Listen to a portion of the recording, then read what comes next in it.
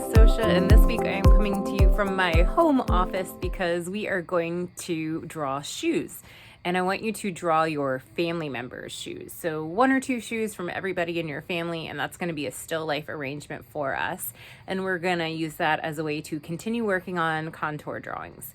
So I have an arrangement of my family members' shoes. So I have one of my shoes. You guys probably see me wear this a lot. I have my youngest daughter Katie's shoes. I have my daughter Brooklyn's boots, and then my husband's shoe over here. And then I just kind of arranged them on a blanket down here just to get some interesting curves. And I put a little block or box, even a little Tupperware container underneath of one just to kind of elevate it a little bit, make it a little bit higher, because sometimes that makes a still life arrangement a little bit more interesting. So you can do that. You can use a towel. You can arrange things on the floor. Since they're shoes, that might be easier than a tabletop and a little bit more clean.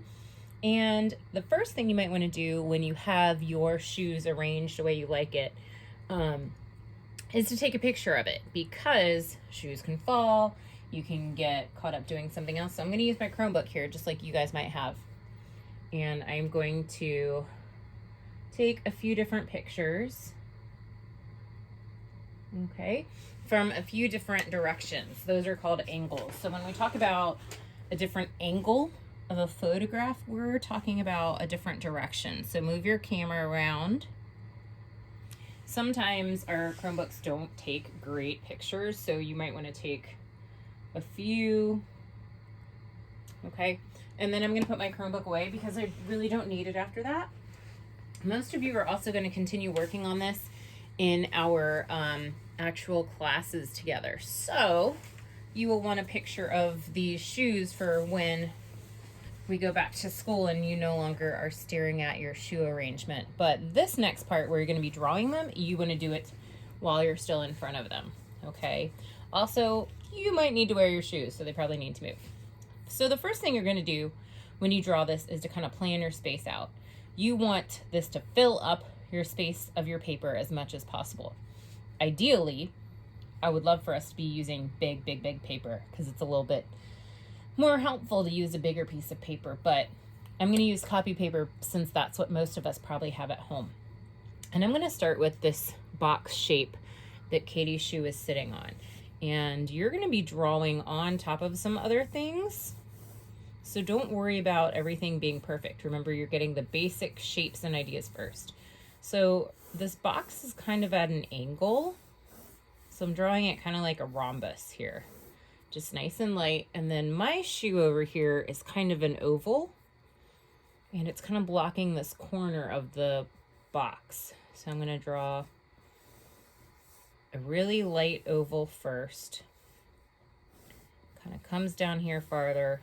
First shape I ended was too soon, so I'm going to go back and erase later.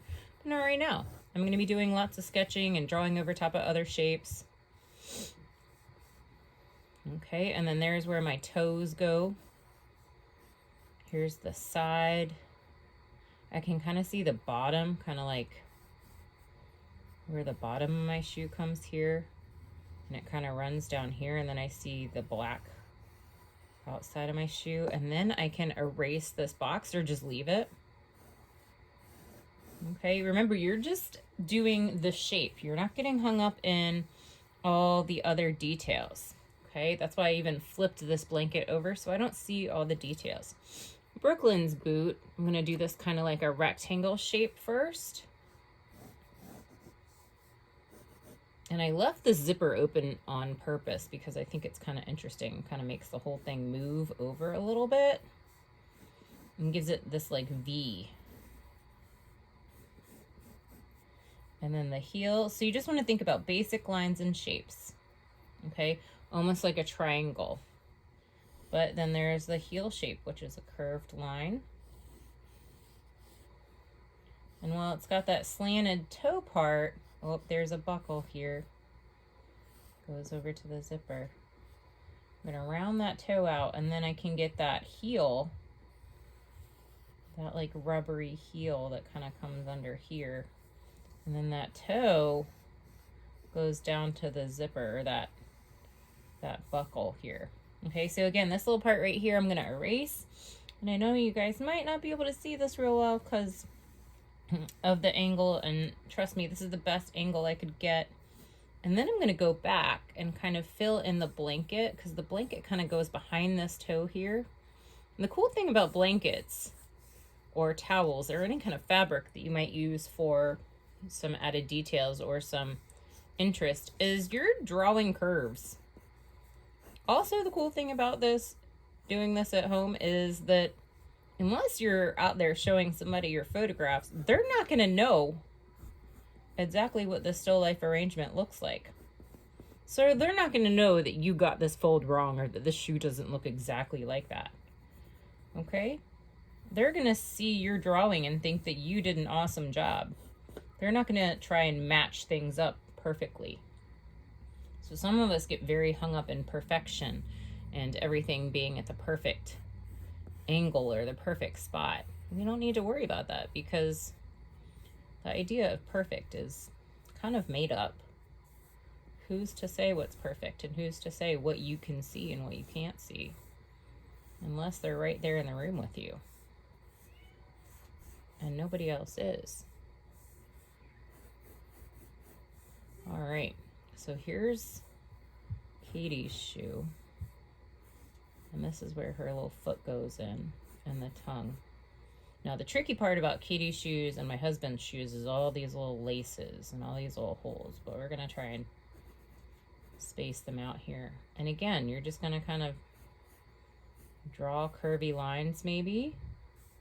This one kind of curves this way. This one's curving under there. Okay, so again, nobody can see exactly what you can see. If you get the angle just a little mixed up, that's okay. I'm even going to try and put this one out here. And again, this is a contour drawing, so I am not worried about all the dots and all of the stripes and spots on my shoe here. I'll kind of move it so you guys can see. I'm going to wait and do that and add that in later. I'm going to add that in with my paintbrush or with my markers later. I am going to add the black line here. And then my husband's shoe, oh, let's do the box down here. Folds in my box.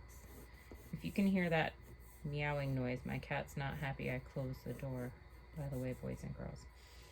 All right, so now here's Mr. Sosha's shoe, and his has like this little curve here and then up by the ankle.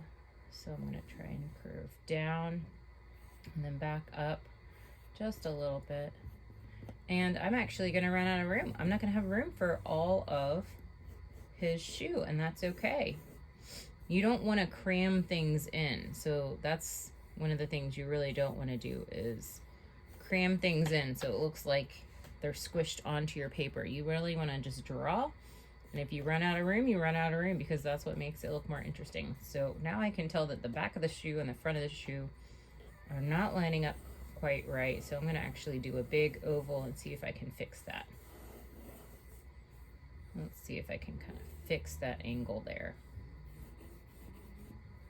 There we go. So again, that's kind of going off, and then his laces are here. Okay. So the way that you see this stuff and the way that you're drawing it is going to be a little different for everybody, and it's going to probably change too. So I'm going to keep working on this shoe a little bit more for Mr. Sosha's shoe. Oh, here comes my cat. If you can see this cat tail coming through the video. Lula, say hi to 4th grade. But this is all you're going to do this week. You do not have to do any tracing. You do not have to do any outlining. We're going to work on that later. I'm going to show you my drawing real quick. And my cat. And then, boys and girls, the next time I see you, hopefully we will be in the same classroom together and we can keep working on this. So part 1 of your shoe still life is this week for week 4, and I will talk to you